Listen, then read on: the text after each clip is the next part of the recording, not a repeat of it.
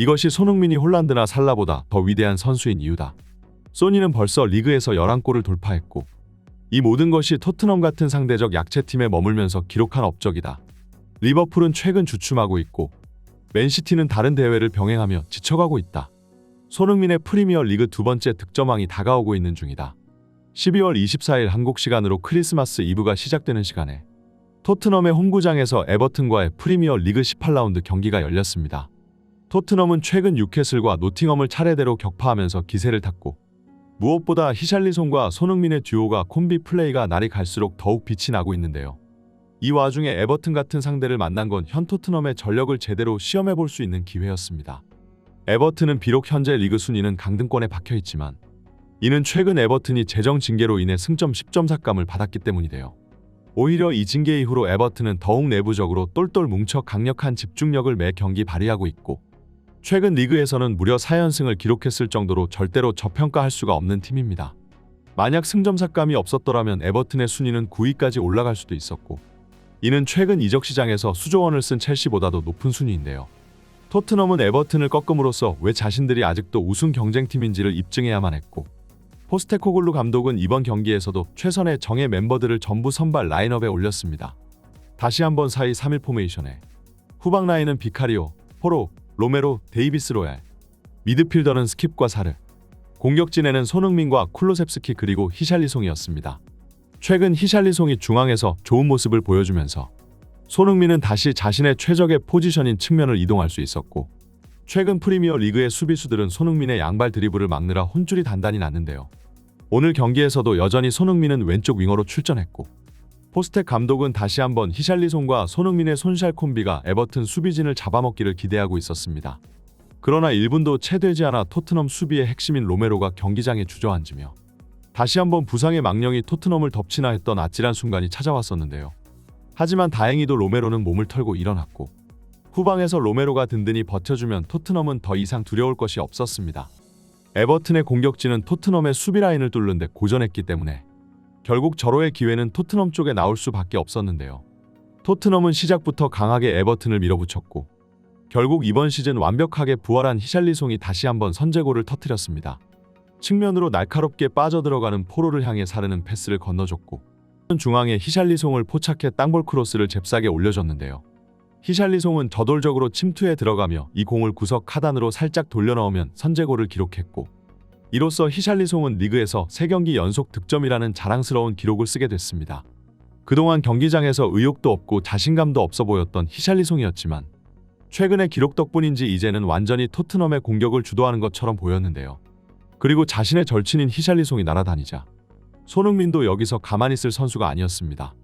15분경 에버튼 쪽에 결정적인 헤딩골 찬스가 찾아왔지만 토트넘의 수호신 비카리오가 이 공을 다시 한번 슈퍼세이브로 막아내는데요.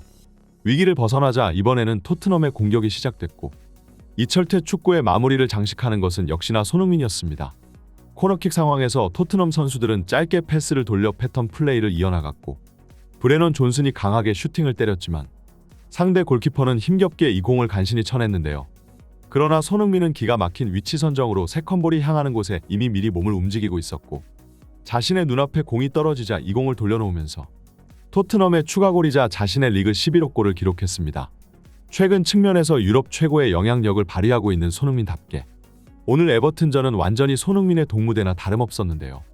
에버튼이 리그에서 절대로 나쁜 팀이 아니고 수비 조직력도 좋은 편에 속하지만 손흥민은 상대 그 누구를 가릴 것 없이 골문을 폭격하고 있는 중입니다. 최근 뉴캐슬전을 기점으로 완전히 경기력이 올라오고 있는 토트넘이었지만 이번 에버튼전 전반전에 보여준 45분간의 퍼포먼스는 최근 몇 달간 최고의 경기라고 해도 손색이 없었는데요. 에버튼의 모든 압박을 허물어버리며 손쉽게 공을 앞으로 전개시켰고 눈앞에 넓은 공간을 맞이한 손흥민을 상대하는 에버튼 수비수들은 기지맥진할 정도였습니다. 아직 메디슨과 반더벤 같은 주전급 선수들이 전부 복귀한 것도 아닌데 불완전한 스쿼드로 이 정도의 경기력을 보여주자 팬들은 한껏 신이 났는데요. 토트넘은 추가골 찬스가 더 있었음에도 아쉽게도 전반전에 3번째 골까지 만들어내지는 못했지만 2대0 스코어로 하프타임에 들어서는 에버튼의 감독 션 다이시는 도저히 답이 보이지 않는다는 표정을 지었습니다.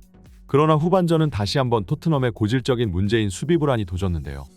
몸이 불편해 보인 듯한 로메로는 전반이 끝나자 교체되어 들어갔고 결국 재앙 수비수인 다이어가 나오며 다시 한번 토트넘의 뒷공간이 활짝 열리기 시작한 것이었습니다.